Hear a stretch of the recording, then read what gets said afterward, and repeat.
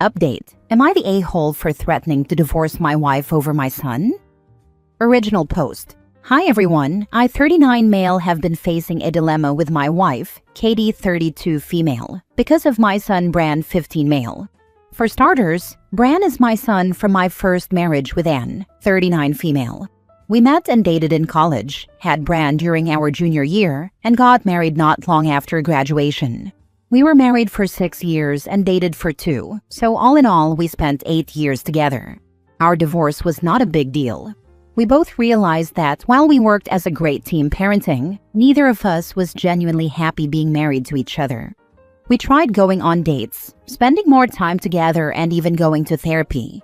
But nothing worked, so we decided it was best for us to separate. It was all amicable, no bad-mouthing, no backstabbing, no fighting for full custody. I co-own a business with one of my old college buddies. It's successful and requires some traveling, and I make more than decent money. Despite our separation, I made sure Anne was taken care of in order to make sure that my son was taken care of. Anne kept the house, one of the cars, and we split custody of Bran. Instead of just sending a check every month, I paid for Bran's education, healthcare, etc. Anne greatly appreciated this, and we've always stayed on good terms, even after she remarried. Now on to my problem. I met Katie a few years ago while at a friend's wedding. We chatted, danced, and genuinely had a good time. I found her funny, smart, and ambitious. We exchanged numbers after that and went on a few dates before making things official after 4 months of getting to know each other. I was honest with Katie about my ex and my son from our second date. I explained that I lived 2 blocks from my ex, that my son came over unannounced a lot because, well, he could, and that he came first in my life. At the time, Katie said she understood, and I believed her, especially after she met Bran for the first time, and they bonded over a shared love of Star Wars. Fast forward, and Katie and I have been married for 3 years. My son was my best man at our wedding, and he has a good relationship with my wife. All was well before the topic of kids was brought up. To be honest, we talked about it before we got married. I was clear that I wasn't too on board with having another kid. Again, Katie said she understood and that she was okay with not having kids. But 2 months ago, she sat me down and asked if I'd consider having a kid with her. I was a little taken aback and told her I'd think it over. My wife was a little pissy that I didn't give her an immediate answer, but said she'd give me time to think. Well, that was 2 months ago, and finally last Sunday, my wife brought it up again, impatient and demanding that I give her a straight yes or no answer. Not wanting to hurt her feelings, I said no, that I saw no point in having a baby at the moment, but that we should revisit the topic in another year or so. I thought it was a reasonable response, but I guess it was the wrong one. My wife blew up at me, shouting about how she'd been understanding and patient all this time, that she'd been putting up with my past memories, and accepted my flaws as a partner. I was so shocked and confused, especially by the past memories comment, and asked her what she meant by that. Her explanation shocked me to my core. Turns out, Katie saw my son and my ex as a flaw of mine. Apparently, they are in the way of us truly being happy. She went on to say that she'd been waiting for me to finally move on from them and put her first, which made no sense to me. Sensing my confusion, Katie kept explaining. Apparently, I should only send my ex a check monthly instead of paying for my son's education and other important things. I let Bran come over too much. I attend events where my ex is present, such as soccer games, holidays, birthdays, and an occasional family reunion between my family and my ex's family. Oh, and talking privately to my ex. That's a big red flag according to my wife. All this left me shocked. Like, how is me being a good present dad a bad thing? How is texting my ex about big birthday gifts, school trips, and finances related to Bran a red flag? And besides, the event thing made no sense. Did she really expect me to miss out on moments with my son just because of my ex who is married? The answer? Yes. She basically said that she wanted me to be more like a weekend dad and put her above my son because I'm her husband and she should come first in my life. We had a huge argument and a lot of truths she'd kept hidden came out. I threatened to divorce her if she kept acting like this because she's clearly been lying to me for years about how she felt, and now her true colors have come out. She blew up at me and is now staying with her parents, not answering my calls or texts. I love my wife, but my son is my main priority. And yes, I'm friendly but respectful with my ex. We communicate through texts and see each other occasionally at the store, a soccer game, or holidays, where we're never alone together and only speak about Bran or trivial matters. I apologize for this being so long, but I felt like putting the right information was important. So, am I the a-hole for threatening divorce after finding out how my wife actually thinks about my son? Now for the top comments before reading the updates. Not the a-hole. Unfortunately, I doubt she will ever change. She needs to be told bluntly that she will never be a bigger priority than your son, and you would never give up time with your son because of her jealousy. Seems like your only flaw was marrying her. Not the a-hole, but if she comes back and love bombs you, beware of a baby trap. Wanting to isolate you from important people in your life is a huge red flag. And if you were a woman writing this, everyone would be pointing out how this is a form of abuse. The same point applies to you. What I don't understand is why you're just threatening and not filing for divorce. This woman seems to see your son as someone you'd get over, as if he's an illness and not your child. She wants you to be an absentee father to your son and yet have children with you. She's threatened by a woman you moved on from before you ever met her.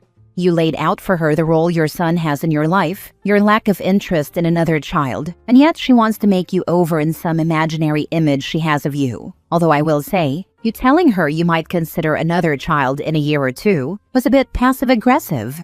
She's shown you who she is. Believe it. Now call a divorce attorney. Now for the first update. Hi everyone. Thanks so much for the support and advice. I really appreciate it. I would have updated sooner, but things are kind of messy at the moment. 3 days ago, I went to my wife's parents' house in hopes of talking things out with Katie. We sat in the living room with her parents in the kitchen nearby in case things got heated between me and my wife. I asked if she really meant what she said about Bran, and she just shrugged. I asked if she hated him, and she said no, but she does think it's unnecessary how much time I spend with him. Here's where I might have been an a-hole. I asked if the roles were reversed. How would she feel if I had a son with her but neglected him in favor of a new wife? She got pissed and started calling me every name in the book, shouting about how I shouldn't shove the fact that she doesn't have a kid yet in her face. Her parents came in and got her to calm down. Maybe I should have backed off, but I kept asking questions anyway. I asked if she would have neglected Bran if I'd had a baby with her earlier. She only said she would have prioritized that kid. I then asked why she's mad that I prioritized my son, when she admitted she'd prioritize the imaginary baby over her stepson, and she didn't answer. I said I wanted to go to couples therapy. She refused and said that I'm blowing things out of proportion and making her out to be the bad guy. That wasn't my intention, so I apologized, but she just asked me to leave. Before I left, I tried kissing her, but she backed away. I asked if she'd be home for Thanksgiving, and she said no. Before leaving, I told her that I'd be speaking to a divorce lawyer after the holidays, and she refused to even look at me. I think it's the end. I love Katie, but after everything that has come to light, it doesn't seem like there's anything left of my marriage to save. Skip forward, and Katie and I have been married for 3 years. My son was my best man at our wedding, and he has a good relationship with my wife. All was well before the topic of kids was brought up. To be honest, we talked about it before we got married. I was clear that I wasn't too on board with having another kid. I can't help but wonder if you were as clear with her as you make it sound on first pass. The first reason is what I quoted, which is why I'm asking you to better explain how it came up. Obviously, the kids' talk is something that should happen before the rings come out, and you already have one. I'd think it's a subject both of you are eager to handle, albeit for different reasons. So your use of, to be honest, is strange to me, as it comes off almost guilty to me in comparison to something I'd expect you to be a bit more declarative about. Something more like, we even discussed it before we got married and I told her in no uncertain terms and she was fine with it, kind of thing. But there is a tepidness to your description, which brings me to the other part of this excerpt where you say something that strikes me as very oxymoronic. You were clear that you weren't too on board. I'm sorry, but that is not exactly definitive, and false hope is a weed that will thrive in even the dimmest light shone on it. Now here we are with you threatening divorce, which doesn't make you an a-hole, but it does seem to fit the theme. It's kind of like brandishing a weapon without putting it to use. It makes you seem unsure and gives the other person a chance to counterattack. Maybe that was your intention, to seem unsure and to give her a chance to talk you out of it. I know this isn't your first divorce, but it sounds like your first one was above average in its smoothness and amicability, so maybe it spoiled you a little. Maybe it's something else entirely. I'm honestly not sure, but there's enough uncertainty swirling around that I find myself curious. We had the talk a few weeks before our wedding. Katie initiated the conversation while we were cooking together one night. She asked me if I saw myself having kids with her. I was honest and said that I wasn't too certain about having another kid soon or in the future. I then asked her if my answer was no. Would that be a problem for her? And she said no. We kissed and focused back on cooking, and the topic was never brought up again until recently.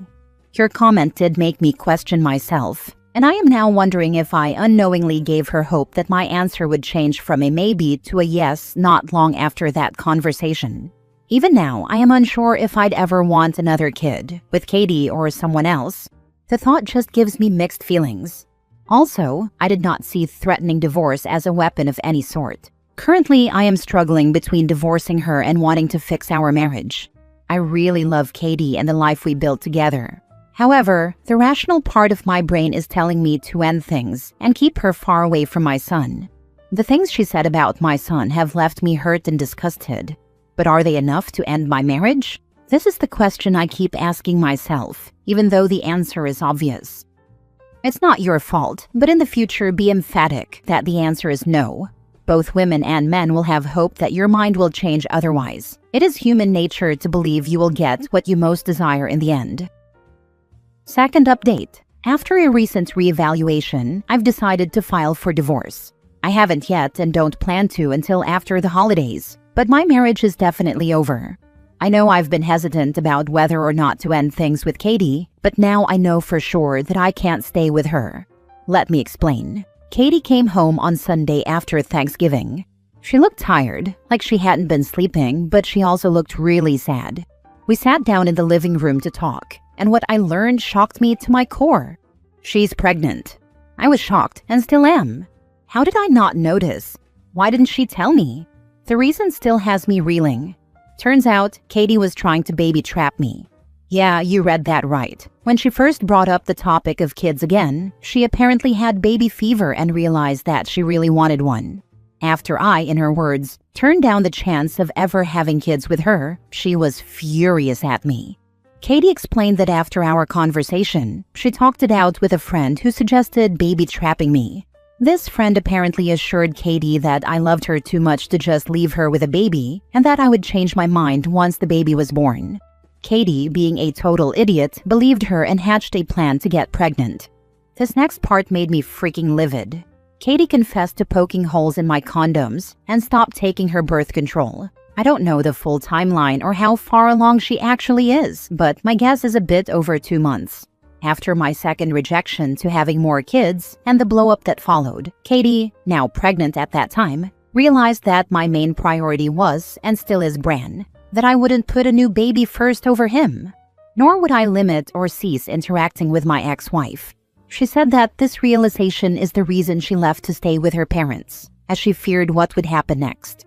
Throughout all this, I was pretty quiet, taking it all in. I didn't really say much. I just told her that I'll be filing for divorce and would like for her to move out as soon as possible. I left and drove around aimlessly for hours, alternating between crying and raging, which is embarrassing to think about now. Not much has happened since then. Katie refused to leave for a few days, begging and saying that we can fix our marriage and have a happy family with a baby. But I can't do that. For starters, she still believes what she said about Bran. Not only that, but she tried to freaking baby trap me. Like WTF? All trust is broken between us, and I genuinely don't think I could ever forgive her. I'm not really sure where to go from here. Divorce is a no-brainer, but Katie is still in the house, still begging me not to leave her, promising to go to therapy and work on herself. But none of that can convince me to stay with someone who broke my trust and betrayed me in one of the worst ways. How do I tell my family, Her family, friends, what should I say to Bran? With Christmas just a few days away, my family and Anne's family are coming over for our yearly party at Anne's house. I don't want Katie to come, but I especially don't want to deal with people asking why my wife isn't there. This sucks. I'm so angry and hurt right now, but I feel like I can't even express it openly at the moment. So where do I go from here? How do I go about telling people? Most importantly, what the heck am I supposed to do about the baby? She committed stealthing, which is a form of rape. I'm sorry, but you need to reconsider this marriage. Don't worry, I'm already planning on divorcing her. And while it may sound cowardly, I don't really want to think about the fact that my wife basically SA'd me. You didn't do anything wrong. You were frank the whole time, but she decided to bet on the most stupid manipulation a woman can do. There is no going back to this marriage. But if the child is yours, I hope the same love you give to Bran, you give to this innocent child who is not to blame for her mother's actions. You've achieved a great relationship with Bran. You'll manage to be a good father to this unborn child, but maintain communication with the mother via a co-parenting app and lawyer. She is a manipulator. Therefore, everything with her must be in writing and with a judge's stamp. Good luck, OP. I believe the unborn baby is mine. I have no reason to think otherwise at the moment. Therefore, I plan to be involved in the child's life. I do have a nagging feeling that Katie isn't going to co-parent easily since she doesn't want to get divorced. You need to set the record straight as soon as possible or she will turn it on you. You also should get a DNA test anyway because it might not be your child. Please tell me you didn't have sex with her after she brought up wanting a baby. We typically had sex 2 to 3 times a week, so I didn't think much of it at the time. And I don't believe Katie would have cheated on me to get pregnant. You used to believe Katie loved your son. Katie isn't the woman you thought she was. You should get the test anyway. I've come to terms with the fact that she's not the woman I thought I married. I dislike thinking that she went so far as to cheat on me to get pregnant, but I now realize that a test is necessary for my peace of mind, at the very least. Now for the present update 11 months later. Hello everyone. I know it has been a while since my last update, and for that, I apologize. It's been a crazy year so far. I also want to thank everyone for all the support and advice. It's meant so much to me. I know you all probably want to know how the situation is going, so I won't waste any more time. So much has happened, so I'll try to organize everything without going into a lot of detail. Me and Katie's relationship. My divorce from Katie was finalized back in April of 2025. It was mostly thanks to Katie's parents that the divorce went so smoothly. For context, after the new year, I sent out a long email to my parents and Katie's parents explaining everything, from the baby trapping to what she said about Bran, and that I was planning to divorce her. I laid it all out for them, and after a week of silence, my father-in-law, Katie's dad, personally reached out to me and apologized on behalf of his daughter. He also said that he and his wife would support my decision to divorce Katie and make sure she didn't cause any problems for me. I didn't find out until later, but her parents had threatened to cut her out of their will if she refused the divorce any longer. In the end, I kept my house, as I'd had it long before I met Katie, and it's always been in my name. I also kept my car. As for money, Katie and I always had separate bank accounts, except for a joint account that we used for bills, groceries, Wi-Fi, etc. We did a 50-50 split of the joint account. I do have to pay her alimony and child support, which I'm all right with. As for Bran, after the new year, I had a sit down with Anne and her husband because he's also very involved in my son's life. I told them about everything that was going on between me and Katie and what Katie had done. We ended up sitting Bran down with all 3 of us there. I told him the truth about what Katie said and how she felt toward him, that she had lied for years and hidden who she really was. Bran took it pretty well. He was upset, of course, and asked a lot of questions. But ultimately, he asked if I was okay and if this meant that I had to move away. I firmly said no and that I wasn't going anywhere. Bran was quite happy about that and gave me a long hug. And yes, I did tell him about the baby, but not about how it came to be. Just that it was an unexpected accident. He's a smart and tough kid, but he's still a kid. He doesn't need to know about it just yet. I'll tell him when he's older. About the baby, this has been a very big emotional roller coaster. Katie did go through with the pregnancy, which I wasn't surprised about given the lengths she had gone to in order to get pregnant in the first place. I won't lie, I was emotionally detached during the pregnancy. I showed up to all the appointments, I helped build furniture, and I even painted the walls for the nursery.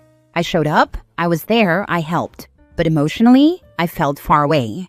Katie tried to get back with me several times, even attempting to seduce me, which led to me telling her father about it. I don't know what he said to her, but Katie did back off and stop the harassment. Now, the part I'm sure everyone is curious about, the baby. In early June of 2025, Katie gave birth to a healthy baby boy. I was there the whole time for the birth. It was hard since I wasn't emotionally invested in the pregnancy, but I also didn't want Katie to go through labor alone. We did a DNA test because I decided I needed it for my own peace of mind. I'm 100% the father. This took a huge weight off my chest, and I felt like I could finally breathe after months of drowning in doubt and worry. We named our son Sean and have 50-50 custody. I get Sean for a week and then vice versa. Bran loves his baby brother, although he does complain about the noise at night, so Anne and I agreed to let Bran sleep at her house during the weeks that I have Sean over. In the end, I have another son whom I've been getting to know. Learning to care for a baby feels like I'm doing it for the first time again. It's scary but fun. I didn't miss changing diapers and will eagerly wait for the day that Sean is old enough to stop using them. Baby is healthy and hitting all his milestones on time. I can now say that I've been divorced twice, which isn't something I thought I'd ever have to say. I'm definitely taking a break from dating for a while, maybe forever honestly. Also, I thought I'd share some happy news. Anne and her husband are pregnant. She's due in December and I'm very happy for them. They're great people. Bran is taking all these changes in life like a trooper, though we did put him into therapy just to make sure he has another person to talk to. This post is already very long, so I'll end it here. I'm not sure if I'll post again, but thank you to everyone who has given advice and support. If anyone has questions, I'll try to answer them as best as I can. Last story. Am I the a-hole for unfollowing my ex right after he broke up with me? So, I 20 female and my ex 21 male were together for 2 years. The breakup was kind of sudden. He just texted me out of nowhere one night with one of those, "Thank you for everything, I wish you the best" type of messages. No explanation, no real closure, nothing. I was honestly shocked, mostly because he chose to end it like that over text. So I answered him, and a few minutes later, I saw him posting those "trust God's timing" or "everything happens for a reason" kind of quotes on his story. And since he had literally left me on red and broken up with me that way, I found it super disrespectful and fake. So I unfollowed him right away. For me, that's how I deal with people who are no longer a part of my life. Exes, old friends, anyone. If things get messy, I block. And he knew that about me.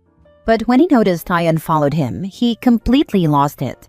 He suddenly replied to the breakup message he had ignored, started a whole argument, and even got mad about random stuff like my belongings. He made it a huge deal, as if I had personally attacked him. Now, even 2 months later, our mutual friends keep telling me that he's still mad about the unfollow, like that's what hurt him the most. Apparently, he keeps saying it was disrespectful, and he's still angry about it, even though he's the one who broke up with me. So I'm wondering, is that normal? Do guys really take something like that so personally? Or even for girls, would you be that upset if your ex unfollowed you right after a breakup? I genuinely don't know if I crossed a line or if he's just acting out of ego. Not the a-hole. If you're in a relationship, it's logical to not want to be unfollowed or blocked. Once the relationship ends, that goes right out the window. The second he breaks up with you, you're welcome and entitled to unfollow/block him as much as you want. You owe him nothing further. Thank you so much. And you're right. Once the relationship ends, all that obligation stuff disappears. I don't owe him access to me anymore. It's just hard to break that mindset when you've spent so long trying to understand it all. But hearing it put this way really helped me realize I'm allowed to protect my peace without feeling guilty. So genuinely, thank you for this.